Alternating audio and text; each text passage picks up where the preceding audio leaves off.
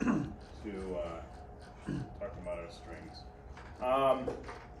So I basically was talking about string concatenation, and then we get into substrings. I'm not going to go through all these examples at all. Basically, I have them in the book. You can go through these. We won't have time to do them all. That's supposed to be a comment. But it's just all substring is, it's a way that you can get part of a string out. So it's just using a substring, you put in what the string is, the position, and it all says what it's going to do. It starts with position 3, goes on. Here you're going from 0 to 5. Here you can do negative, so you're going to start from the back and go forward. These are all the same type of substring things you see in most of the other ones, other languages. String replace is just string underscore replace. And then you're going to be replacing one with the other in the string. So again, it's just pretty simple. Substring replace, it replaces parts of the substring by knowing the position number. And there's actually a bunch of, when you're doing these, there's a bunch of string manipulations you can do. So if you go to the PHP manual, for example, and you just go strings, PHP, come down to it, you can see it should have under strings. Oh, they don't do it anymore. They just tell what it is. Where's my string methods? My string methods.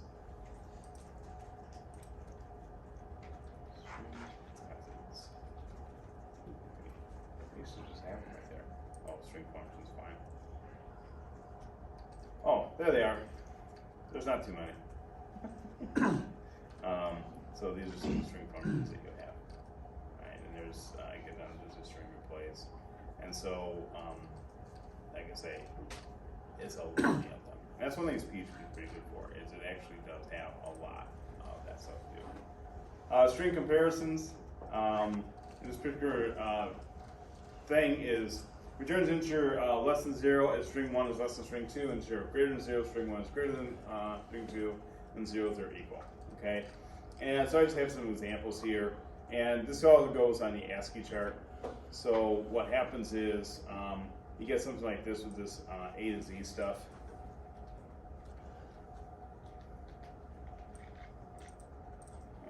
I'll just throw it out right here. Okay, so there's my, actually I want to do A to Z. Okay, so I'm going to save that, come over here, do this, and there's our negative 57. Why is it negative 57 and not positive? Because lowercase goes, wait. Lowercase goes before uppercase? Yeah, yeah. Okay. Can't save it, no. That's right, I did negative 25. I'm sure I did negative 25. Oh, yeah, that would be right. Yeah, that's right. Because there's 26 letters, so it's negative 25. Okay.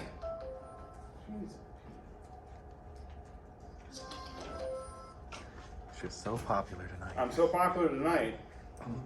Normally nobody wants to talk to me. Alright. So that's some of the stuff with the strings. Again, what I want you to mostly grab out of this part though is going to be the here doc stuff.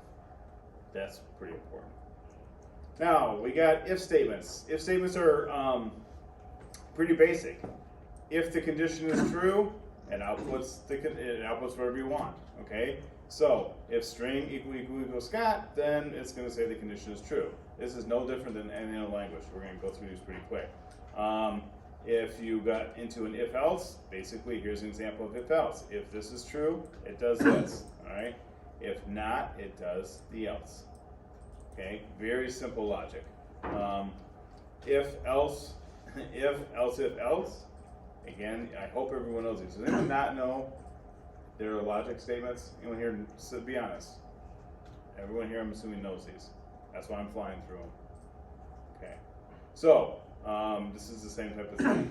If and else if. So if this condition is true, we do this. If it's not, it goes down to this one, and we'll go down to this one. move out of this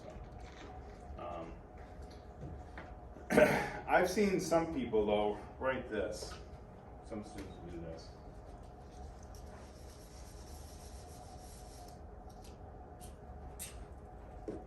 They'll write if, they'll do some sort of thing, whatever it is. There's the condition, and then they'll do this, and then they'll do this. And what they're trying to, what they meant to do is they're trying to do this. Also. What's the problem? What's the problem if they're trying to do this, but they actually write this? What's going to happen? They're different statements, each one. Right, which means what? They're independent. They're independent, which means what? They're not mutually exclusive. Okay. You're answering the questions correctly. Maybe they're not asking it correctly. Because what is this going to do that if it was this, it wouldn't do? It's going to evaluate all of those. There's what I'm looking for. Your answer, you guys are right, okay? So, yeah, it's going to go boom, boom, boom, boom, boom, and then their groups all screwed up. Instead of here, it's going to only evaluate the one that's true and stop. Okay, so just a common mistake I see. Nested if-else statements. You can nest them as far as you want. So basically it checks if something is true, and if that's true, then it can go into another if-else statement inside of that if statement to check if that's true. And like again, this is basically how computers, for the most part, figure things out. It's all ones and zeros. It all goes down to 0 and 1, and it's gates that are open and closing, and all this nice little electronic stuff that's happening. Switch statement. So what a switch statement is basically a short way of writing an if-else statement. This you may not know about. So what I have is I have switch name, and so I have name equals Scott. I have switch name, and then I put my cases in here that I'm looking for, and they go into quotes. And so basically it's going to look at what I have written here. So if I say switch name is Scott, it's going to go here. Is it John? Nope. Is it Steve? Nope. Is it Scott? Yep. I'm going to run that. Okay. And then default, if it goes through all these, doesn't have anything, it's going to pop out that. You do not have to have a default on your switch statements. You don't technically, unless I specifically tell you to, have to write switch statements. I do because I don't want to write a bunch of else if stuff, and I can do this. This is a lot faster and cleaner. But it's up to you. Now, you basically do the case, you do whatever the condition you're looking for.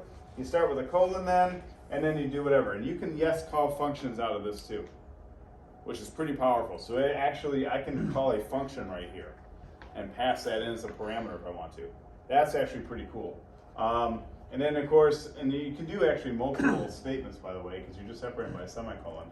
And then we have the break here. You want to have the break. If you take the break away from this, it will basically do like an if. It's just going to zip through it, okay? So you want to have the break in there, because if it becomes true, you want to break it, okay?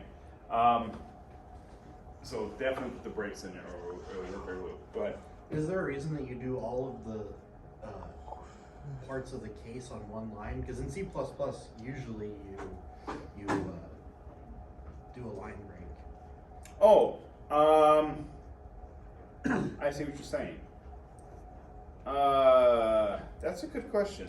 I think it's just formatting. You don't have to. Okay, I don't know. I don't think you have to. Yeah. But it works. Oh, you've done it and it works? PHP. I have not messed with it in a long time. C++. And I'm trying to remember, Yeah. but that should work just as well, is what we're saying. Yeah. All right. That's usually how I. Yeah, because that's what I'm used to, so that's what I want. Let's find out if it works, but I think you're 100% correct. Yeah, you can put any number of statements after a thing and break. There it is. Exits the All right. All right. So, Which you should be able to fall through too, which has actually been deprecated in C11 now. what do you mean fall through? So if you take that break out, it'll Yeah. assign output and fall through to the next. Yes. Yeah, that's what I was talking about. So it did fall through, but it stopped here. Yeah. So it just kept falling through. Okay. So if you're used to that, feel free to do that. Okay, you can do that.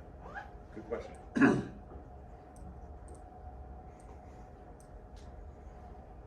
we'll get rid of that. And we'll get rid of that. And we'll get rid of that.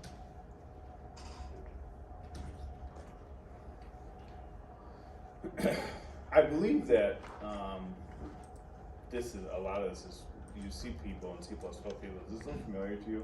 Yeah, they took a lot, especially It like the does standard. look great. Like most of the standard string stuff is basically just wrappers around the The C C. standard library. That's what I. Which is why some of it is kind of wonky feeling compared Yeah. to like a Python or something. Yeah.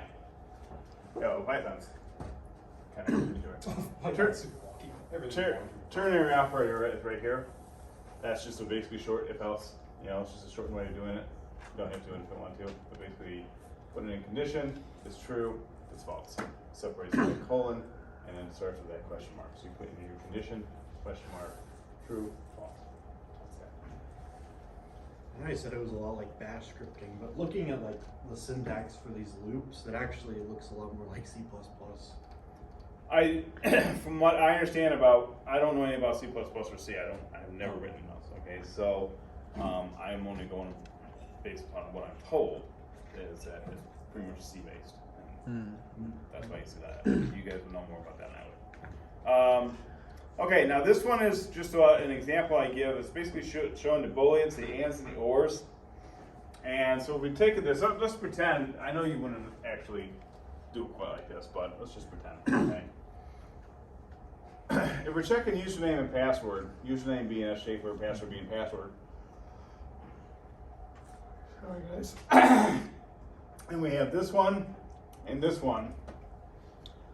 Let's just take all the other security problems out of the equation for a second and just ask a simple question.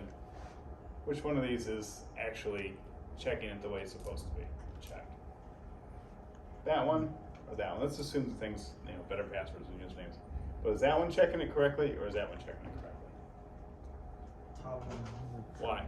Because you gotta have both S shaper and password in order to go through. Absolutely, both, because if you only have one, then basically they just put in that shape as half your account.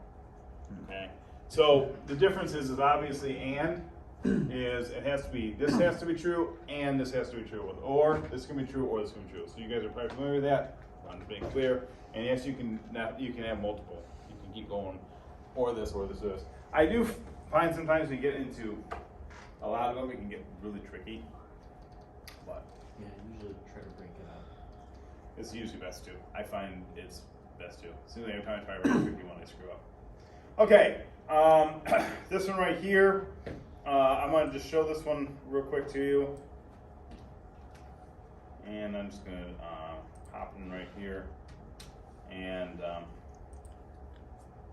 why don't I go ahead and do this? Okay, because I want to show you, as I want to talk about the dot equals, it's a string concatenation. So what happens is, I'm going to be looping through this, and I'm basically just going to output 1, 2, 3, 4, 5, 6, 7, 8, 9, and 10. Okay, so save this, come here, do this, that. Now, this is exactly what I'm talking about. My logic's up there, but I output the variable down here. That's a lot cleaner than writing all of it down here. Because then I'm starting to mix all this logic and PHP together. And I've seen scripts where, they have SQL statements sitting in this stuff. It's really horrid, okay? PHP has a bad name. The reason it has a bad name is because they have a lot of bad programmers. The language itself, especially at 8, isn't that bad. Okay, yeah, it's loose and it's, there's some things you could say about it. But it's, a lot of times it's not the fault of the language, it's the fault of the person who's doing it. If they're gonna do a sloppy job because it allows you to be very sloppy, then that's what's gonna happen. And I've seen web pages that messed up. Now, one thing I want to show you is I don't think I talked about it last time. This was right here is a new line in HTML. You guys are used to \n. It doesn't fly in HTML. It will output \n. It will actually output it. Unless it's in the text area, then it will work. Okay? So that is how we do it. So BR basically is like a new line. So if I didn't have the BR in there, I'd have 1, 2, 3, 4, 5, 6, 7, 8, 9, 10 going all the way across the screen. But because I put the BR in there, it does this.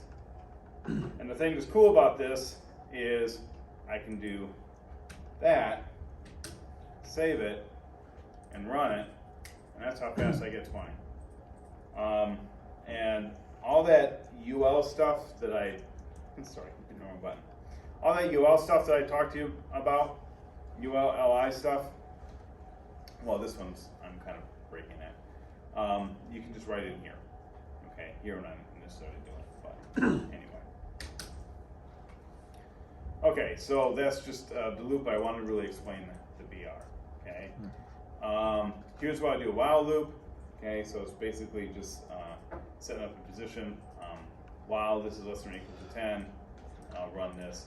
This one, if you're doing a while loop, don't forget, if you're doing an incrementation on your while loop, or whatever you're going to be doing, make sure that you do that. If you don't do that, you're getting an infinite loop, because it will always be true. Okay. That's a fun thing to have. It's always fun. Servers love it. This is a do. You'll always do the first statement first, and then do the while after that. Continue and break. So what continue does is, I have this set up right here. I'm counting up to, I'm doing 0 to less than 10, so 0 to 9. And I'm saying if I modulus 2 equals 0. So modulus basically means if 2 evenly goes into whatever this number is, like 2 goes into 2, it becomes 0. 2 goes into 4, it actually will become 0 when you do a modulus. It's not division. Okay? So 2 will go into 5, I have a 1 as a remainder. That's what modulus does. So what this is doing is it's basically going through, a lot of times you can do like odd and even numbers and stuff like that. And so what this is going to be doing is basically, if 2 goes into it, it's going to be showing your evens. And so if that equals 0, then we're going to go ahead and continue. This will do the odds, I'm sorry. So if this equals 0, we're going to continue it. If not, we're going to output it. It should get my odds. Unless I taking it backwards. Hopefully this works. I copied it all. Looks like it.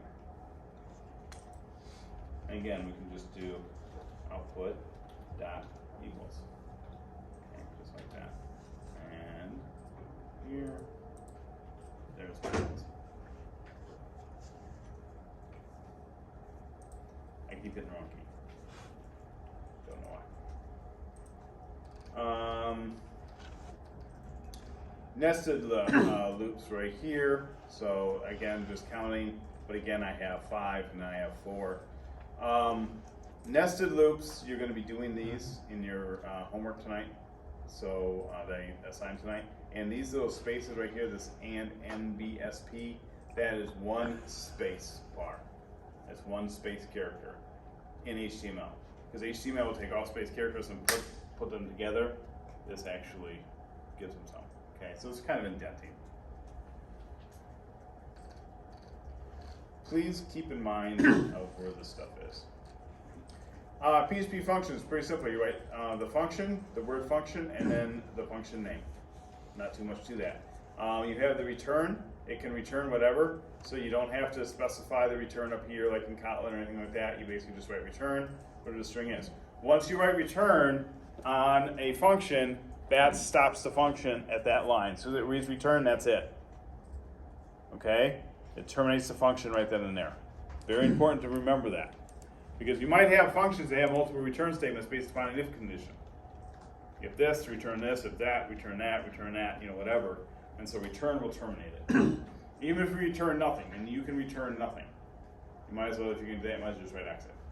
That does the same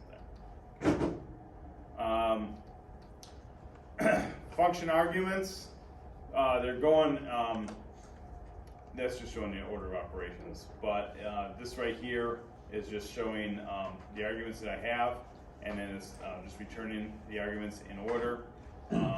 What you're doing here is you're going echo my function 573, that returns 26, but echo 57 returns a fatal error. And it says right here, PHP 7.0 and above no longer allows you to omit an argument. You used to be able to PHP omit arguments, and that would just like not know what to do. Now fatal errors. What's that? What would it do? I think it would do whatever it had. So if you did, it would look at like 7.5, it would do 7 plus 5. It would come back with like 12. This one right here, we're doing optional arguments. If you have optional arguments, then you don't have to include every parameter. So to do optional arguments, you just say whatever the argument is equals, and then 1, 2, or 3. or whatever. It doesn't matter if you 1, 2, 3, but here I make an argument, 1 equals 1, argument 2 equals 2, and then the first argument, and then basically I come down here. The only argument I actually have to give is the first one. The other two are optional. It's an optional argument, okay? It all depends on how you want to set it up. Scope. I'm hoping you guys understand the scoping rules. But basically what I have is I have a function, and inside of it I have string equals John, and I return the string. I'm not passing a parameter to it, which would be different. And I have string equals Scott. So what happens with PHP, as with many other languages, is what happens inside the function stays in that function, which means that when I output string, even if I call my function, so if I output string right here, even after I call my function, it doesn't matter. This does not change because this string here happened inside the function. It is not relative to the string that's outside. So it's lexical scope. So It's very important. So pass by reference isn't a thing You can pass by reference, but I'm not passing by reference here. Oh, Okay, yes, you can pass by reference in PHP. You can also just global it. When I global it, you'll see what happens, okay? That's the easier way. You can pass by reference. I got that down here. So what I'm trying to say is this and this, even though they're the same name, they're two different things, okay? Yeah. This happens inside the function. It's going to return. If I echo out my function, because it returns that string, it's going to return John. But if I just echo out string, then it's going to return Scott every single time. Unless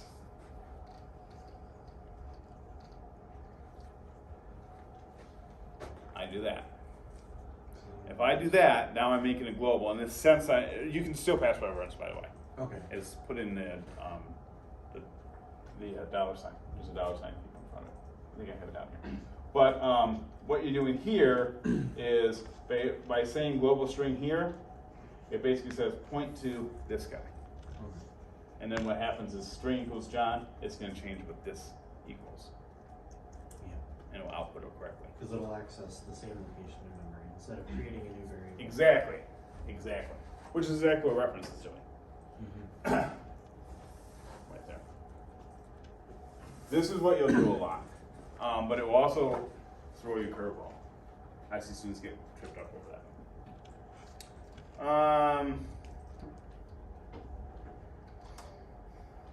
Again, more examples.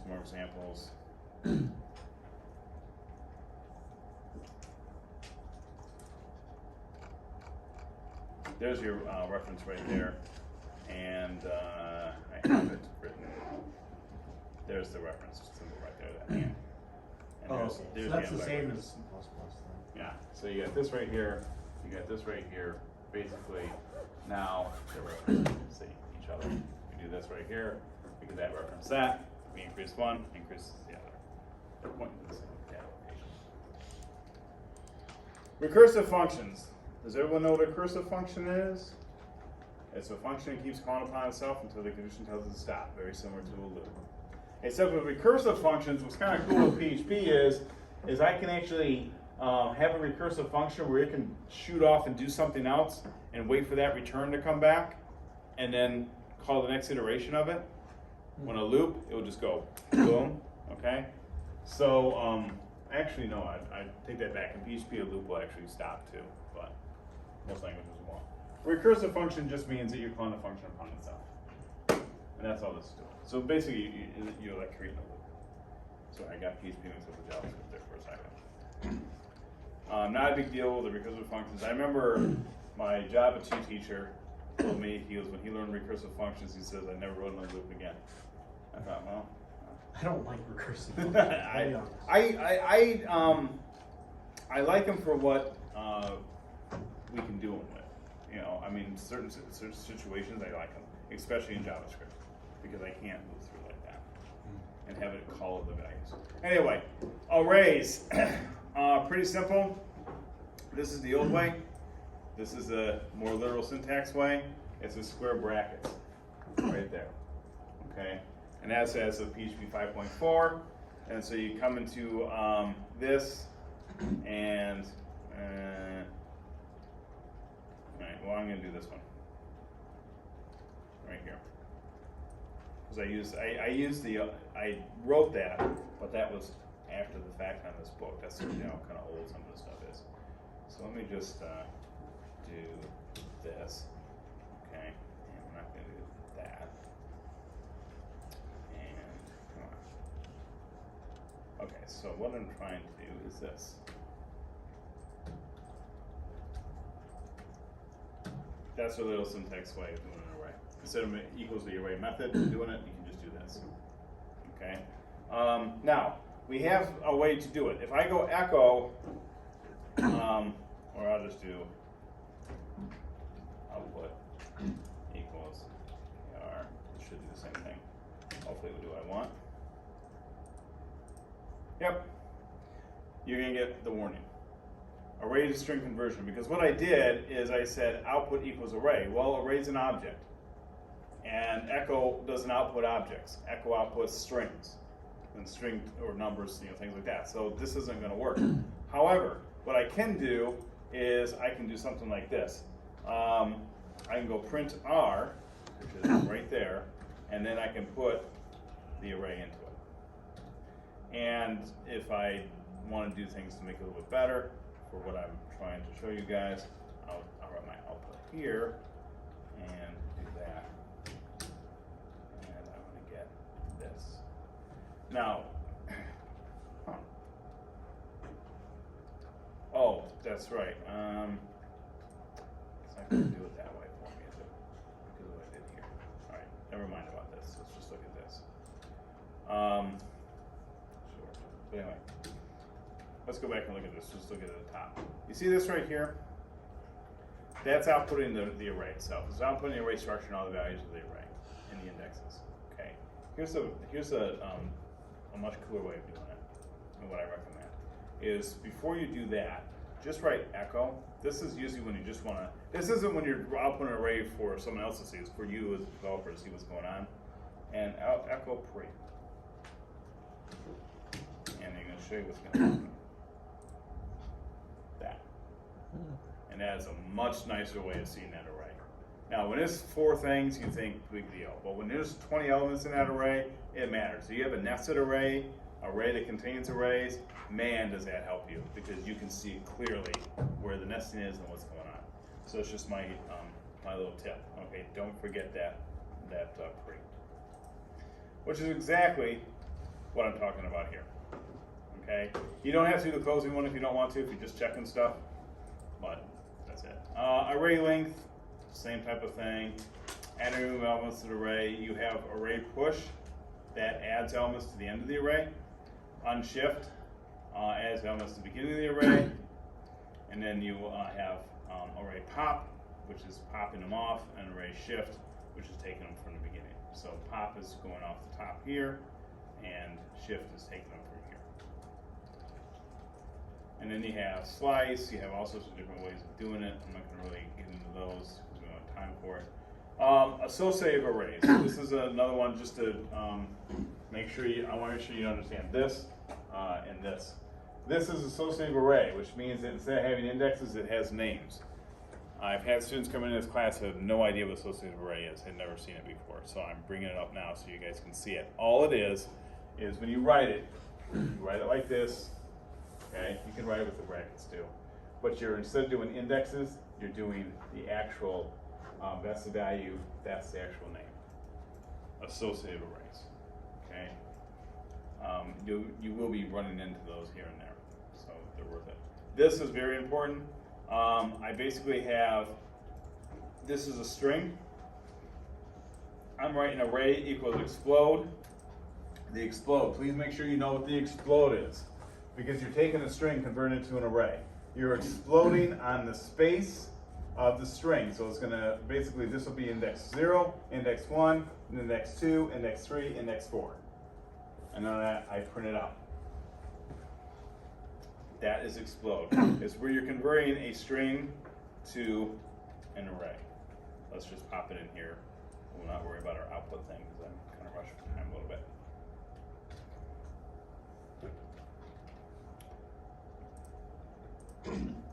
See that? Oh, okay. broke it all down, all right? So on the explode, what you gotta remember is the first part is a string, and it's whatever delimiter you want.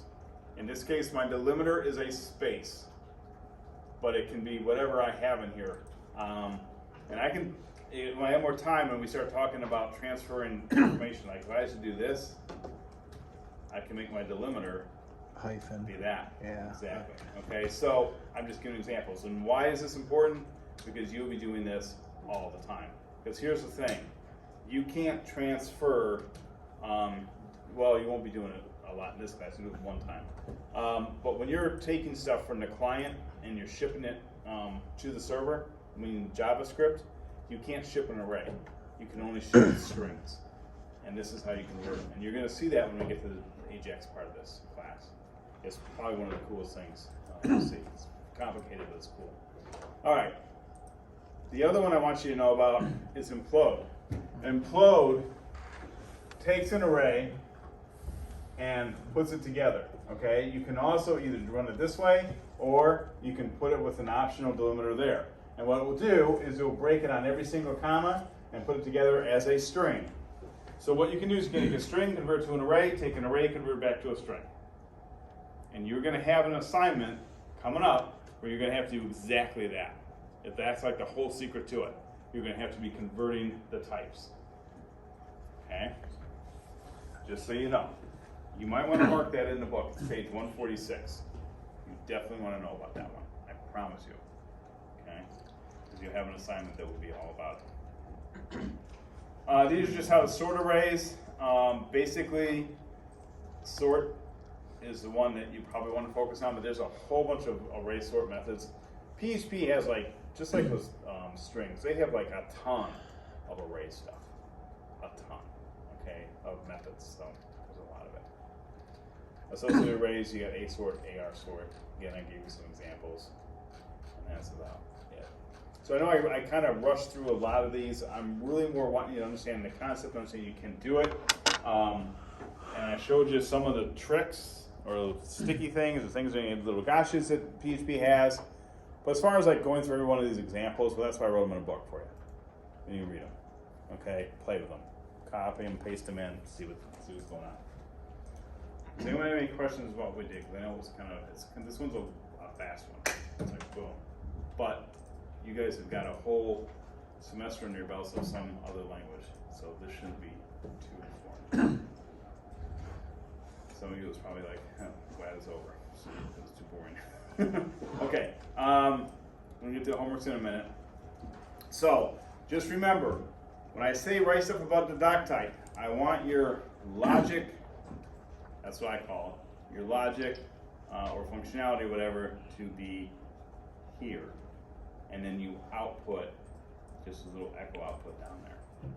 You might have to have a couple of these, depends on what I'm having you do, but your logic, everything up there. Okay, and eventually we're going to work out how pushing all the other files, we're going to have classes, we have all this other stuff.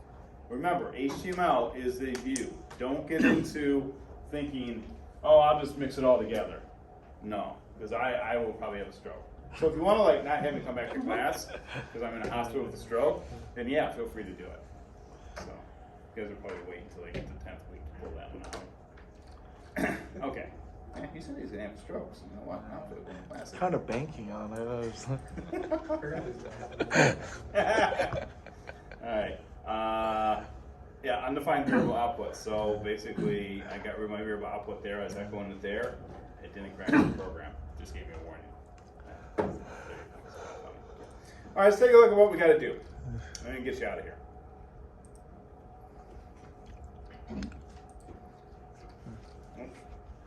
Might be nice if I made that available for you guys. And we'll come in here and we'll do this real quick.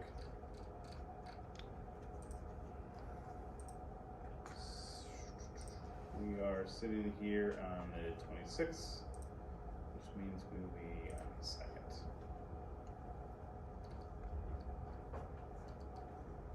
Okay. And here's the submission right here. Edit this. Same thing. Down here.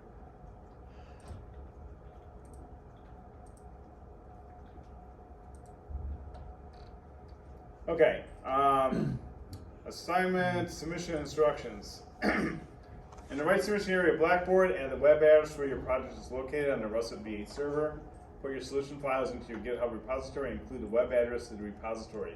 Make sure you include the web address of the GitHub repo.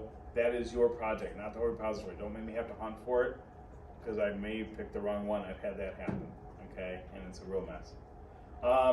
For your GitHub repository, you have a folder named assignments, and within they have a subfolder with assignment 1, 2, 3. I don't really care if you have it written exactly like that with the assignment 1, 2, 3, but I do recommend you have a good organizational structure. Look at my GitHub page. It seems like how I did it, where I have everything kind of named.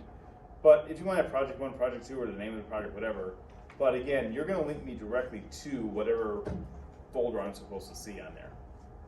But I suggest you get it working. I evaluate what is working on the server. I don't look at your code line by line to see if you did right. Okay, so I don't. Someone started to just like read the code. I don't, because I'm really more concerned about what you do on the server. I will look at your code for specific things related to the specs of the assignment. Yes, but if it's not working on the server, it doesn't count. Okay, no errors, no warning. Question? Yeah, that's what I was struggling with yesterday. So we are supposed to use VS Code for all these programs, right? No, you can use whatever you want. Yeah, but in case we're using VS Code right now, and it's connected to the server, we finish a project, we make sure we put the right path. I go to the actual directory on the server, and everything shows up perfect. That's what you mean by working on the server, or what do you mean by? What I mean by working on a server is if you were to, this is your web page, okay? Let's just pretend this is a ridiculous example, but I'll just give you something real quick. Okay. So, say this is your assignment. Make it output Scott. And when I go to the web page and I punch an address, that's what I should see. That means it's working on the server. Okay? No errors, no warnings, there's nothing missing. Functionality all works. The beginning stuff's gonna be very simple because you're gonna see it. It will get more complicated. You gotta push buttons and make it work and stuff like that. But that's what I mean. Okay, that doesn't mean it's 100%, but it means you're probably most of the way there. Because then I might look for some very specific things I'm looking for in the code, and then that's it. But I've had students say, you know, well, here's the code, I couldn't get anything to work. And I'm always shocked at that, because it's like, oh, okay, yeah, I'll just sit here and read 100 lines and tell that student everything was wrong, right? No, I don't do that. And it's like, that was your job. Not your job, that was the student's job. I shouldn't use you, I'm sorry. Juan, I know I did it to you all the time. So I evaluate what's working on the server. I don't look at it to see what you did right. Sorry about that. Make sure your project is on the server and the web address is correct. Please, this is not a web address. I brought this last week. I hope I don't see it tomorrow. That C file or whatever, that is not a server address. It's going to start with https://Russet. Something to work on. Okay. Make sure your GitHub address is correct. Failure to provide the link to repository or to provide a browser link means zero, because I have nothing to evaluate. I need to have both pieces. Okay, I got to have both pieces. I can't do much. It's not, again, I'm not trying to be a tough guy about it. It's just otherwise I have nothing to evaluate. Go. For the GitHub link, do you want it to the base repository or? No, I want it to the exact folder that you have. Yeah. Assignment 1 is the last part. That way I'll know exactly, because I've had students name things weird, and I don't know what it is. Yeah, not being all the way familiar with GitHub, I didn't know if that would look the same to you. Yeah, so just go to where it is on your GitHub, and you just click on that link right there, and then paste that in there, and you'll be right there. I know you said you don't read every line of code, of course it would make sense, but I try to commit as much as possible, but sometimes I just go so far, and then there's a drastic change, you know what I mean? You don't care about that, right? What do you mean? I don't find what you Now mean. when I commit my changes, then when I add them, commit, then push to order. Oh, no, I'm not going to look at back history. Heck no. Are you kidding me? I was wondering, that's all. No, I appreciate that. That's a fair question. What you're saying is I do multiple commits as I do this stuff, and what do you see? I see the final, the final output. I won't go back and look at past commits at all. Okay, because I was trying to make sure that. Fair question. It That should shit show just correct. overrated. It shouldn't show any. Unless I'm looking for it, it shouldn't show it. It will show what your latest No, commit it's is. so perfect. Yeah, I'm just saying, but I was like, as I kept working, I just kept committing. Yeah, no, you're good. Okay, assignment 2 information, right here. Instructions, this is for assignment 2. You actually have 3 assignments to do. This is the first time and the only time I'm going to give you 3 assignments to do. It's only because if it was 1, it would be like 2 minutes. so I'm I'm okay gonna with make that. it like 10 minutes. Okay, exercise 1. Write a script that will take a set of 2 numbers and output them as a nested list. A nested list, which means a nested UL-LI list. Okay? Or no, I think this one I have is, I don't really care how you do it. One number is for the main list items, the other will be for the sub list items. So it's going to have 2 numbers basically, and it's going to go through obviously a looping process, and it's going to output everything. Refer to block level list elements, lesson for creating a nested list. You'll need to write all of the PHP functionality about the doc type and display the resulting HTML string via a variable in the echo statement within the body of the web page. So there it is exactly. Okay, that's exercise 1. I got screenshots of all this stuff so you can see exactly what I'm talking about. Exercise 2, modify the provided web page. I give you this web page provided where the title, heading 1, paragraph text, and footer content are PHP variables. Those PHP variables will be displayed in the HTML areas designated. See the starter file. So I give you a starter file, just download that, open it up, add the stuff you need to add, and you're done. When you write this, make sure that most of the PHP will be about the doc type, and only the variables that are being echoed will be in the HTML areas, again, separation concerns best we can. Also, the 3 paragraphs, so you have 3 paragraphs in this thing. They'll be generated using the loop and concatenating the 3 paragraphs together as one long string. I will give you the text. In the download, you have the text. I want you to use that exactly. Okay? So we're all on the same page. This is based upon the provided text from one of the paragraphs. So I give you 1 paragraph, you got to create 3 out of that. Remember, you're going to wrap them in paragraph elements. And again, it's a simple, I'm telling you exactly what to do. Your name will replace Scott Shaper. I provide the text for the HTML page. Exercise 3 is very similar to 1. Write a script that will output a table where the rows and cells are labeled. See screenshot for exercise 3. The script should be versatile, so that one could easily change the number of rows and cells the script should output. When I say the script should be versatile, what I mean is if I had access to your code, I could change 2 variable numbers and that would change the entire table.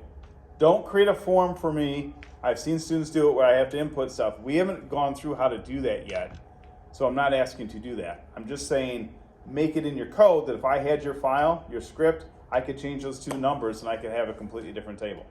Same thing with the UL list. That's all I'm trying to say, okay? Make it variables equal to numbers and then run your numbers through your loops. For this exercise, have the script create a table of 15 rows and 5 cells. Refer to the tables lesson for information on how to create that. Okay, that is the assignment 2 information. And then screenshot for exercise 1 is going to look like that. Don't have nested loop written and don't have the, obviously, that. I just what's in this little white here. So this is going to be an ordered list. I misspoke, not an unordered list. Something just like this, okay? That's that one. Screenshot for exercise 2. There's a little web page you can get. It's the ugliest web page you've ever seen in your life. You're going to change some of the names here, and you're going to create these paragraphs. It's the vowel thing. What's that? That's the vowel thing from, isn't that a vowel thing that you have to run through in the bash? It's very similar. Yeah, it's the same type of thing. This was long before the bash scripting exercise, but yeah, I just used logarithm. Web page starter file, paragraph for text, exercise 2. Screenshot for exercise 3, there's your table. Now, the important thing you gotta know how to do is, it's gotta know it's in row 1 and cell 1. And it's gotta know it's row 1, cell 2, row 2, cell 2. See how they're all named like that? So whatever 2 numbers you have for how many rows and cells or rows and columns you're gonna create, you put it in there. So it's gonna be a 7x5 table or an 8x2. But I could change, if I had your access to your script, I could change those. So what are you gonna have? Well, you're gonna have one variable equals say 5 and another vira equaling 10, right? And then it's just gonna go through and create this thing. These are great exercises because you're gonna be doing stuff like this constantly in this class where you're gonna be outputting stuff in tables especially. And it's so cool that you can output a table like that in perfect HTML, yet you're gonna write like 3 lines of code to do it, maybe 4. I'm not sure exactly, so don't count that, but it's gonna be like real small script to generate that much HTML. Okay? Make sure you do it right. Above the doc type, that's where your functionality is, and then you create that table, concatenate everything into like a little variable, maybe called table, and then just echo it at the bottom, and I'll be fine. Okay? Everyone good? Have a great night. Wow, look at this. 7:55.